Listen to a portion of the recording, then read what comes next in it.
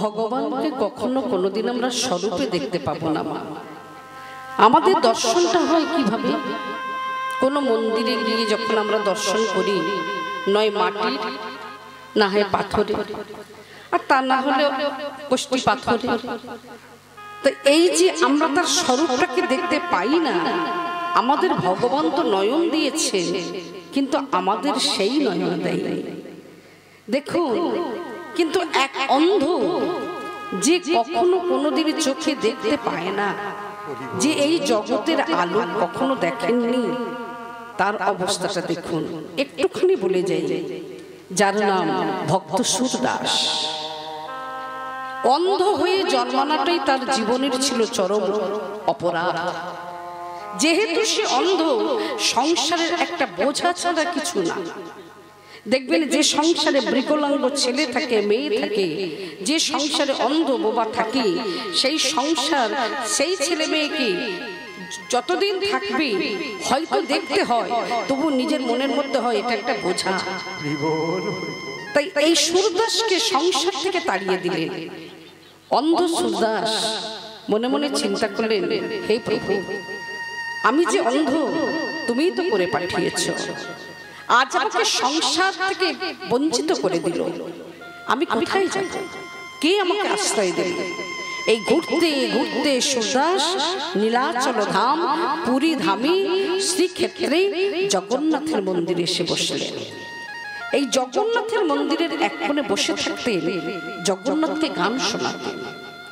ভজন কীর্তনটা তার এত সুমধুর, নীলাচলবাসী এবং বহিরাগত ভক্তবৃন্দ যারা দর্শন করতে যেতেন, তারা বলতেন, হা হা, জগন্নাথ সুভদ্রা বলরামকে দর্শন করে যে আনন্দ পাই, সুরদাসের কণ্ঠে ভজন কীর্তন শুনে ততটাই বেশি আনন্দ পায়। তা সেই সুরদাস একদিন কি করলেন, সেবায়েতরা প্রত্যেকটা দিন জগন্নাথকে সাজাচ্ছে বা সাজায়, শৃঙ্গার করা যাকে সাজানো বলে। তা সেবায়েতরা সাজাচ্ছেন, সেদিন হলুদ পোশাক পরিয়েছেন।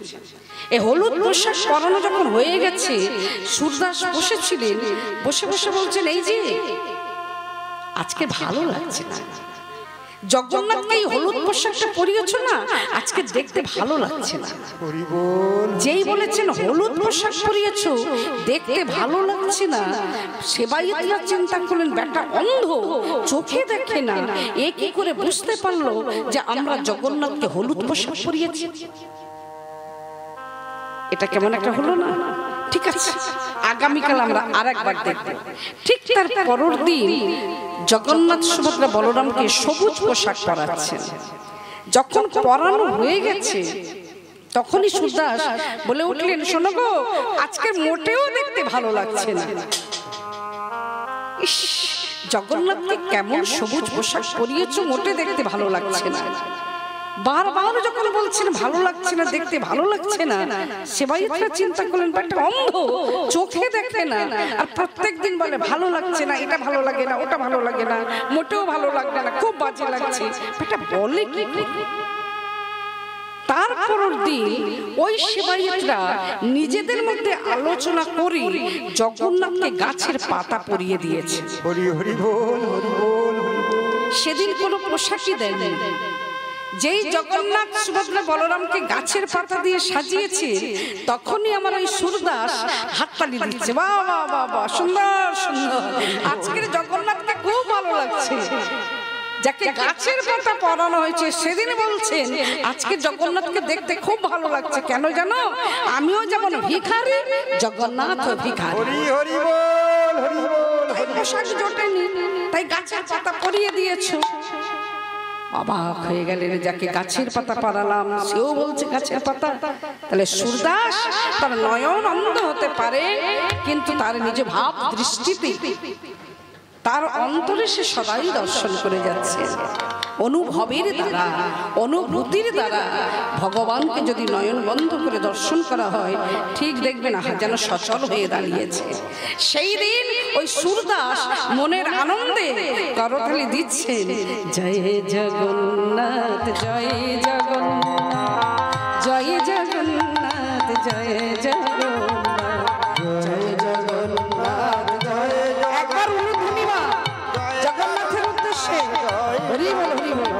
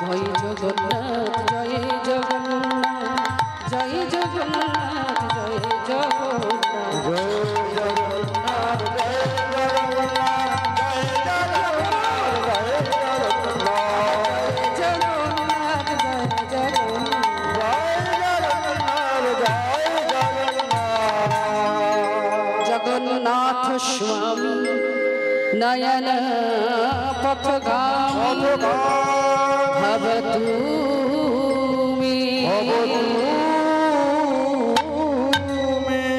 জগন্নাথ স্বামী নয়ন পথগামী ভবতু মে।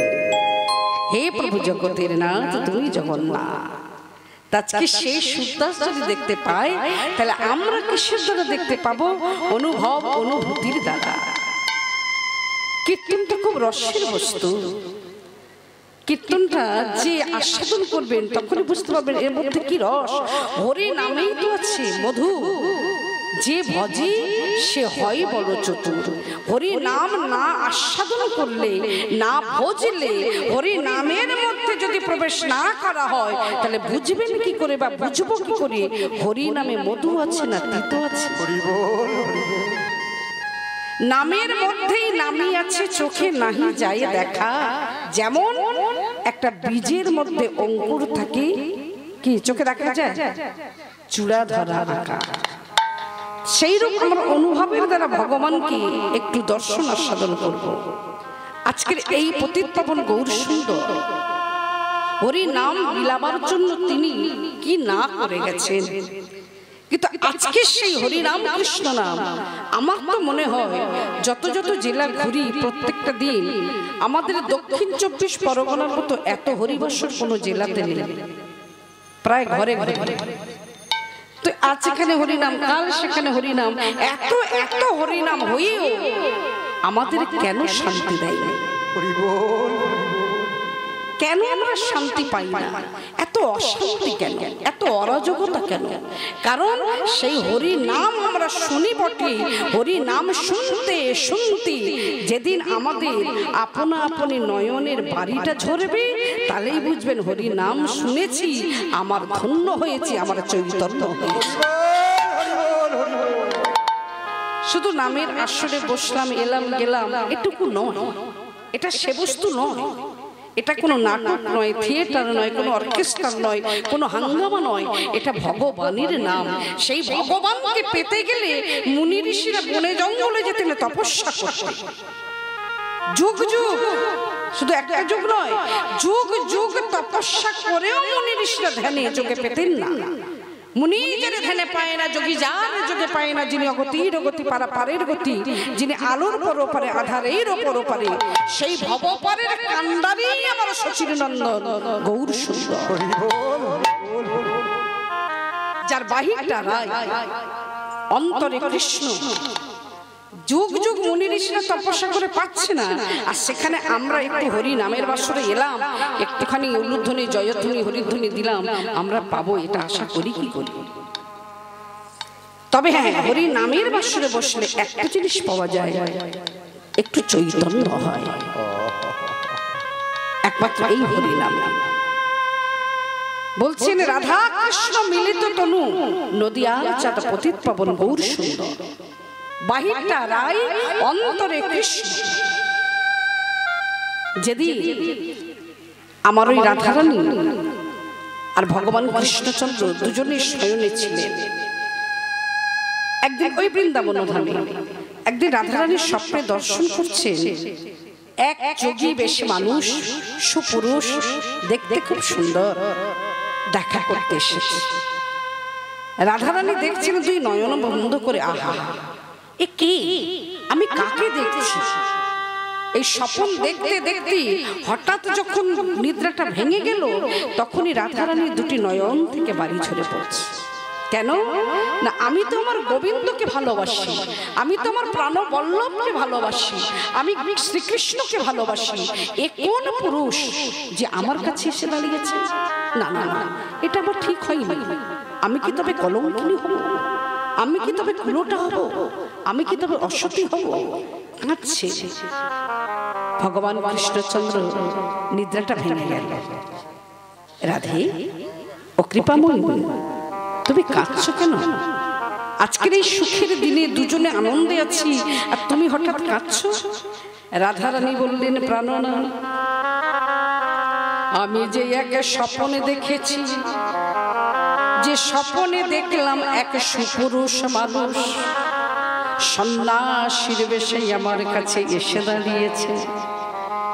বলো বলো প্রাণনা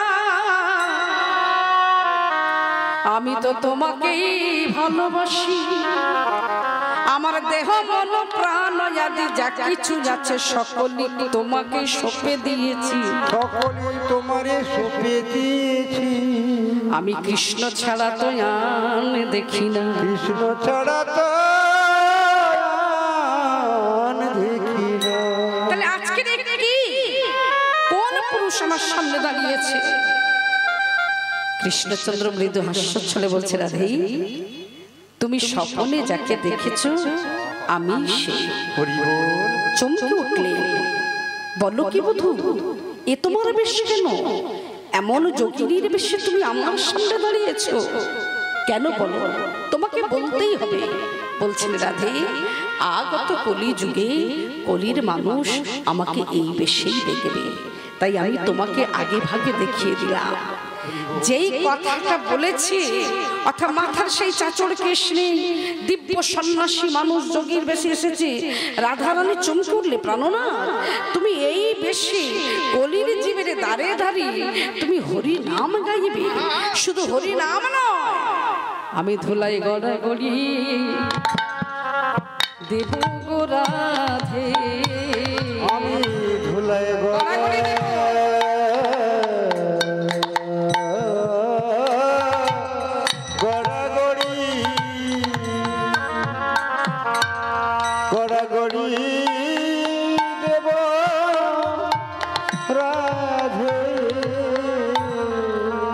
বলেন আমার মনি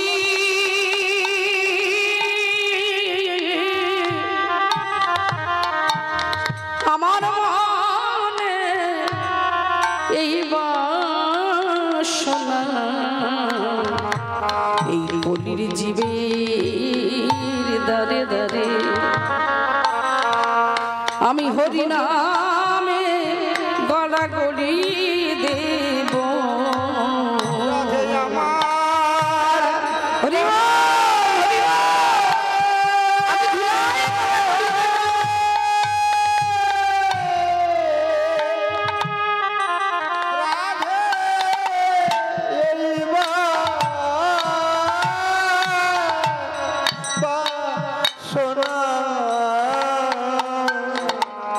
আমি ধুলাই গড়া গড়ি দেব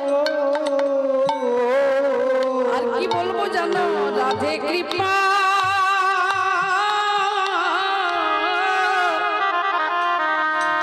রাধে কৃপা করো আমি ধুলায় গড়া গড়ি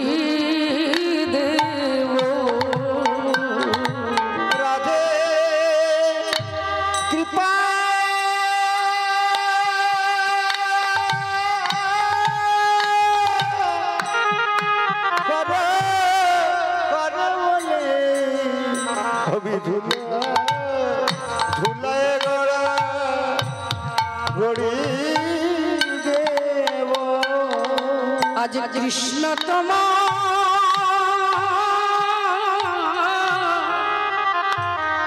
কেন বলবো জানো তুমি এই যে কৃষ্ণ কৃষ্ণ বলে কাঁদো আমি কলিযুগে গিয়ে কেঁদে দেখবো রাধারানী যে কাঁদতো এই কান্নার মধ্যে কি পেত আমি কৃষ্ণ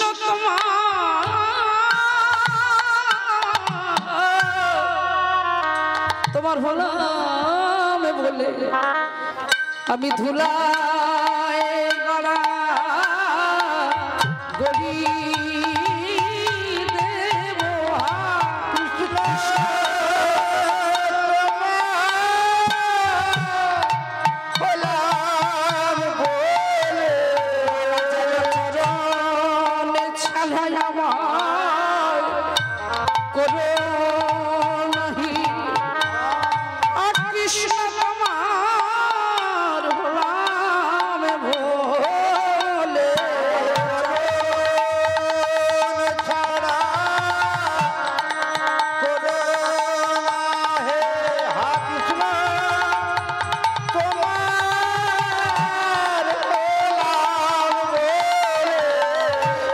চল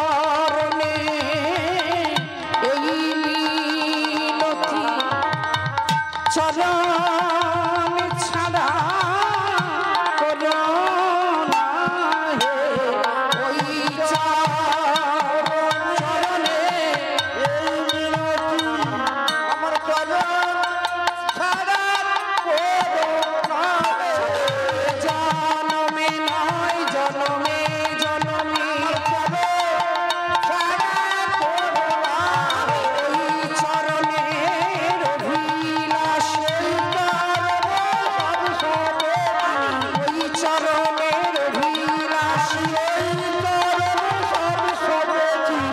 জনমে নয় জনমে জনমে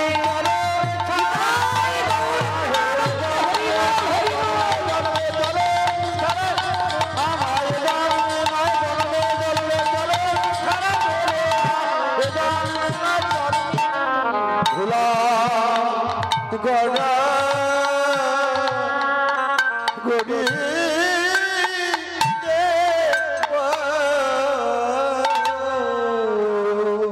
যেই বলেছেন ধুলায় গড়াগড়ি দেবে তখনই রাধারানী করজোরে বলছেন প্রাণনা যে সুকমল অঙ্গে মা যশোমতী চন্দনের একটু আঁকতে গেলে তার হাতে ব্যথা পায় মনে হয় না না না আমার মা হাত কাঁপে যে আমার গোপালের না জানি কত ব্যথা লাগছে যে রাধারানী ফুলের মালা পরাতেন সচরাচর সব ফুলের মালায় পরানো যায় না রাধারানী একটা একটা করে দেখে নিতে কোন ফুলের মধ্যে ব্যথা নেই কোন ফুল সুকমল যে ফুলটা হবে সুকমল যে ফুলের মধ্যে কোনো কাঁটা নেই রাধারানী সেই ফুলের মালা গেঁথে গোবিন্দকে কণ্ঠে পরাবে আজকে রাধারানী আর একটা কথা স্মরণ করে দিচ্ছেন প্রাণবধূ ও বধূ মনে পড়ে তোমার সেই দিনের কথা যেদিন চন্দ্রাবলীর কুঞ্জে তুমি করেছিলে নিশিজপন আমিও করেছিলাম আমার কুঞ্জ রচনা কিন্তু তুমি আমার কুঞ্জে আসো নাই আমাকে কথা দিয়েছিলে রাধে আজ নিশিতে তোমার কুঞ্জে আমি যাব তুমি কুঞ্জ রচনা করো দুজনেই করতো তো যার তো বোন আর আমার কুঞ্জে আসতে গেলে চন্দ্রাবলীর কুঞ্জের সামনে দিয়ে আসতে হতো সেই চন্দ্রাবলী তোমাকে জোর করে তার কুঞ্জে নিয়ে গিয়ে তোমাকে এমন সাজিয়েছিল সেই সাজে তোমার সর্বাঙ্গে আঁচড়ের নখের দাগ লেগে গিয়েছিল যখন তুমি আমার কাছে ভোরবেলায় আসলে আমি তোমাকে বার করে দিতে চেয়েছিলাম কেন জানো এই কারণে যে তোমার জন্য অপেক্ষায় সারা রাত বসে থাকলো তুমি তার কুঞ্জে আসলে না যে সেবক জানে না চন্দ্রাবলী তুমি তার কুঞ্জে গিয়ে রাত কাটালে এটার জন্যই আমার সেদিন অভিমান হয়েছিল আমি তোমাকে তাড়িয়ে দিয়েছিলাম আমার কি মনে ব্যথা লাগছিল না শুধু তোমার সর্বাঙ্গে আঁচলের দাগ দেখেই আমার ব্যথা লাগছিল যে সেবা জানে না তুমি তার কাছে চলে যাও আর যে সেবা জানে তুমি তার কাছে আসো না সেদিন তুমি আমাকে বলেছিলে সেধেছিলে রাধে আমি কথা দিলাম রাই বিনোদিনী আমি কখনো কোনোদিন আর কুঞ্জে যাব না আমি বিশ্বাস যদি না হয় আমার কাছে যেটা আছে আমি তোমাকে সেটাই দিয়ে যাচ্ছি সেদিন গোবিন্দকে রাই বিনোদিনী কি দিতে চেয়েছিলে লেহ লেহ লেহ রাই করে রমরলি আমার মুরলি দিয়ে দিলাম যা কিছু আছে সব লেহ লেহ লেহ করে রমরলি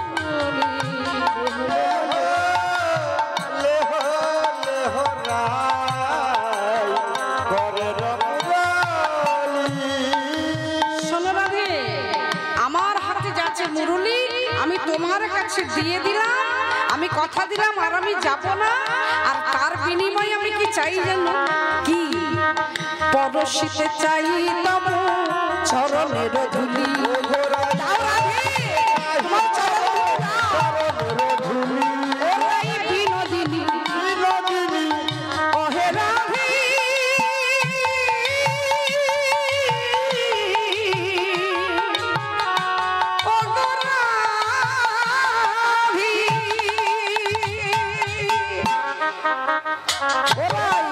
পরশিতে চাহিতাম চরণের ধুলি পরে সুখে চাহিতাম চরণের ধুলি লেহ লেহ লেহরা করে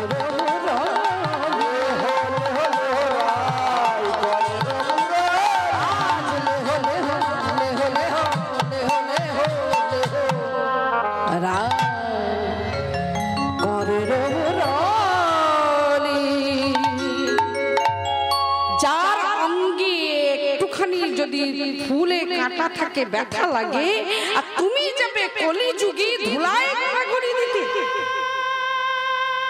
রাধারানী চিন্তা করলেন তাহলে আমার প্রাণনাথের অঙ্গে কত ব্যথা লাগবে।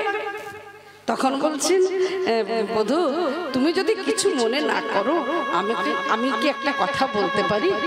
পারবা কি? আমি তোমার বাহিরে থাকব অন্তরে থাকবে তুমি, অন্তরে থাকবে তুমি, তুমি যত পারো খুশি ধুলায় গড়াগড়ি দিয়ে যেও, ধুলায় গড়াগড়ি দিয়ে। তাহলে রাধারানী তার গোবিন্দকে কত ভালোবেসেছিলেন। বলছে আমি বাহিরে থাকবো তুমি থাকবে অন্তরে। তাহলে যদি ধুলায় মধ্যে গড়াগড়ি দেন আমার প্রাণের ঠাকুর নিমাই, তাহলে সেই ধুলার গড়াগড়ির যে ব্যথা রাধারানীর ব্যথা লাগবে, গোবিন্দের লাগবে না। তাই রাধা কৃষ্ণ মিলিত তনু বাহিরেতে রাই অন্তরে কৃষ্ণ। রাধা কৃষ্ণ মিলিত তনু হলেন আমার নদিয়ার চাঁদ গৌর সুন্দর। নদিয়ার চাঁদ হরি বল হরি বল সুন্দর। তাহলে আজ সেই গৌরী জগজনের দ্বারে দ্বারে আজও হরিনাম করে যাচ্ছেন। হরিনাম বন্ধ হয়নি আর হবেও না। আজকের যে লীলাটি আমরা আস্বাদন করব, এই গৌরাঙ্গের যদি কথা বলা যায় এ কোনোদিন কখনো শেষ হবে না, হতে পারে না। এই কারণে সহস্র বদনে যদি কহয় অনন্ত, তবু একদিনের লীলা নাহি যায় অন্ত। কোটি যুগ ধরি যদি লিখয়ে গণেশ, তথাপিও লিখে না রে করিতে পারেন শেষ। তাহলে তার লীলা কোথায় শুরু আর কোথায় শেষ আজও আমরা কেউ বুঝতে পারলাম না। সেই হলো আমার ভগবান। ভগবান নামটা কত মধুর। ভগবান শ্রীকৃষ্ণ চৈতন্য দয়াময়, সেই চৈতন্য আমার মহাপ্রভু।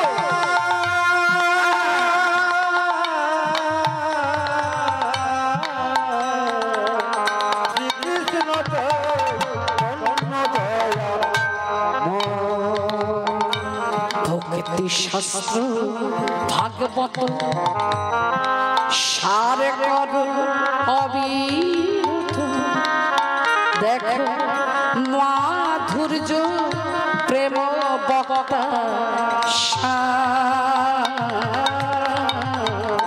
ভগবান শ্রীকৃষ্ণ চৈতন্য দয়াময়।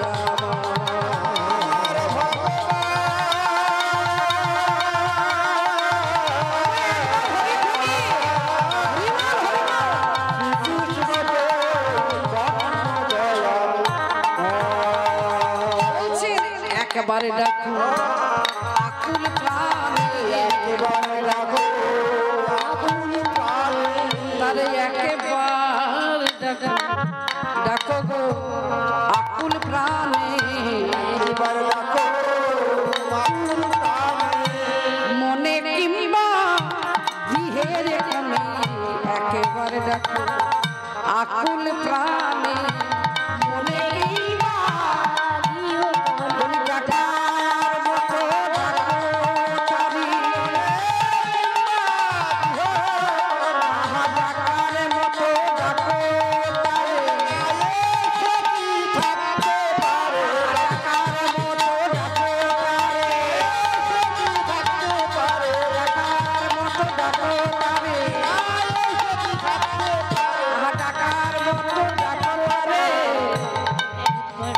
আমার শ্রীকৃষ্ণ চৈতন্য দয়াময় দয়াময়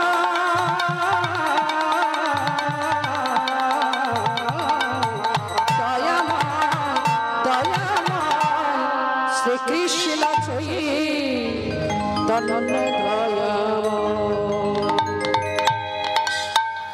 তাহলে আজকে সেই ভগবান বললেন ডাক্তারে ডাকো আকুল প্রাণে, ডাকার মতো ডাকলে পরে না এসে কি থাকতে পারে?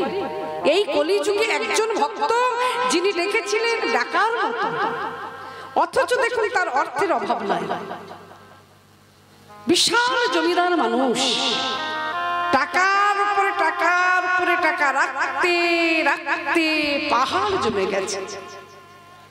এত অর্থ, এত সম্পত্তি যার আছে, বিশাল রাজপ্রাসাদ, দাস দাসী, লোক লস্কর, জি চাকর, পাইক বরকন্দাজ কি নেই তার একটা বস্তুর অভাব।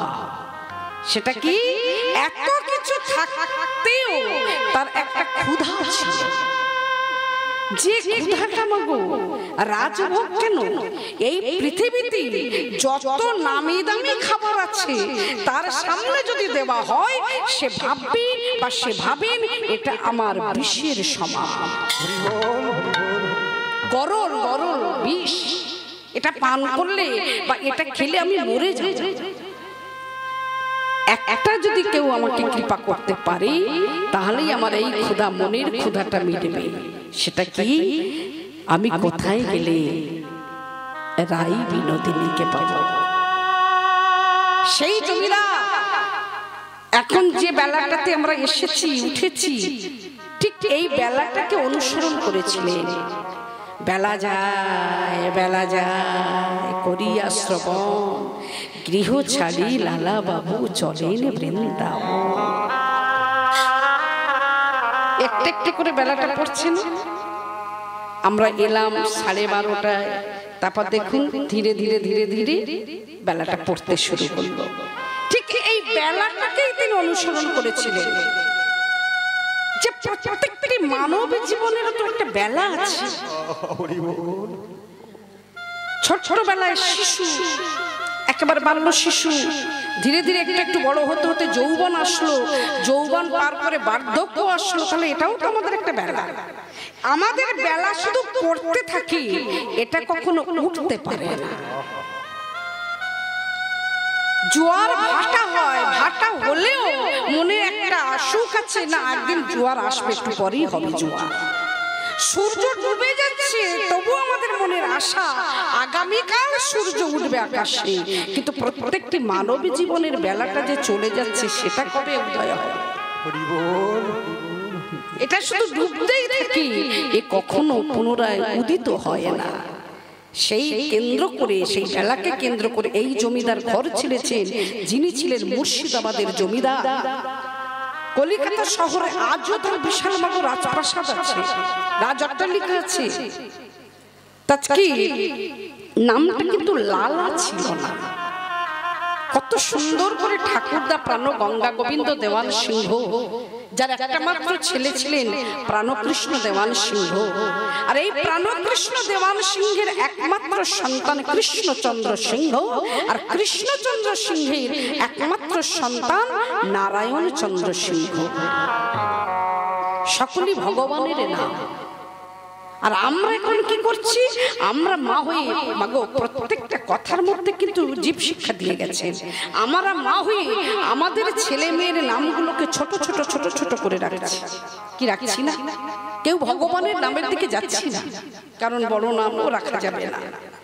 কিন্তু দেখুন অজামি যে অত বড় পাপিষ্ঠ, যার মতো পাপিষ্ঠ হয় না, তার পুত্রের নাম রেখেছিলেন নারায়ণ। শেষের দিনে জ্বালা যন্ত্রণা সহ্য করতে না পেরে, পাপের শাস্তি পেতে পেতে চিৎকার করে ডাকতেন নারায়ণ, ও নারায়ণ,